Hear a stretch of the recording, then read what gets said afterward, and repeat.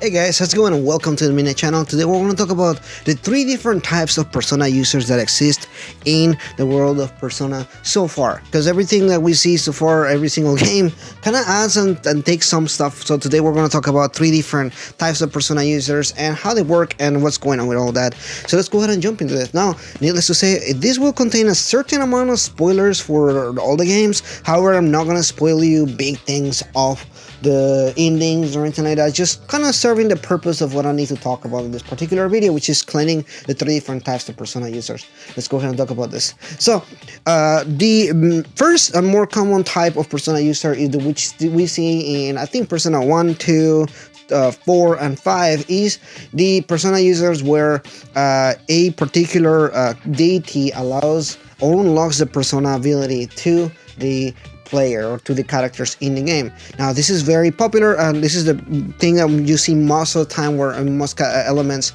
these characters were chosen for a particular reason and a deity allowed them to untap into the potential of the persona, and now they are able to use the ability of persona in particular circumstances like a collective unconscious kind of world, whether it's the metaverse of the Midnight Channel or so on. So that's the most common type of Persona user, and again it's because somebody allows them to tap into that potential. Now the second type of user is the most interesting one because it is something that is not really talked about a lot, but people have the actual natural ability to use a persona. That is what they call the talent in Persona 3. See, people with particular abilities or particular reasons why they're able to summon that persona, as shown in Persona 3 multiple times. These type of people typically have something in them and they are able to track them somehow with technology from the game and whatever, and they know that there are particular people that have that particular ability to that. Now there's a lot of people that can actually do it, as we see in Persona 3. A lot of people actually have access to it, they just don't know how to use it, and therefore in some circumstances they even die because they're not able to summon their persona or something like that. So I find it particularly interesting that is the case in the game, because this is the game where they actually, Persona 3 is where they actually explore more about the personas and how they work, and they really take a lot of time to actually explore that side over there.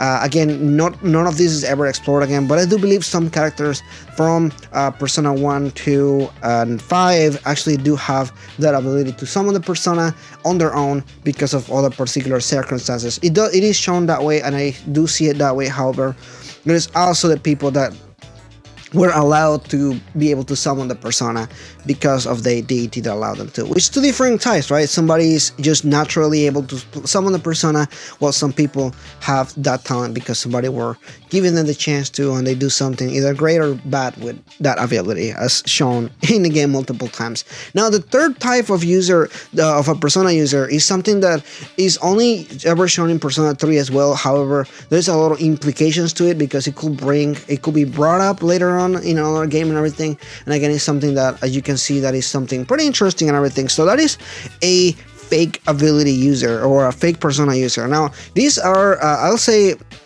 interesting because he's somebody that doesn't naturally have the ability to, but because of science and medicine and everything, they were able to force out a persona out of a person. Now what happens with that is, because of that, this is very volatile and they tend to die pretty early young.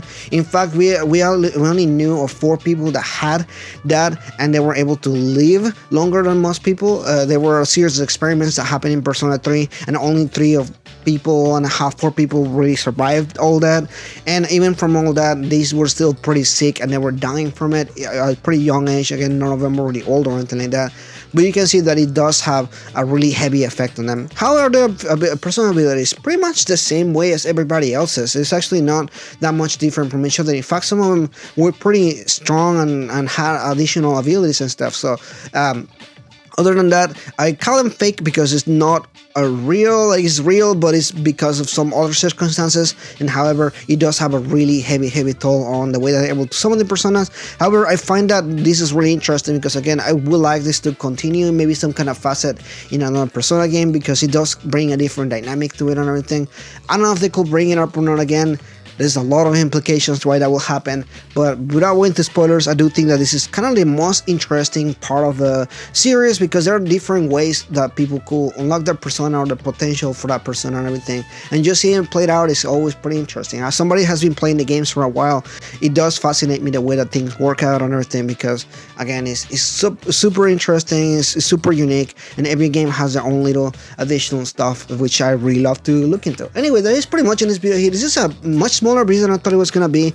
However, it's cool to go through it and kind of think about all this different stuff, because again, I find it fascinating, and I hope you found it fascinating too. Hopefully you learned something today.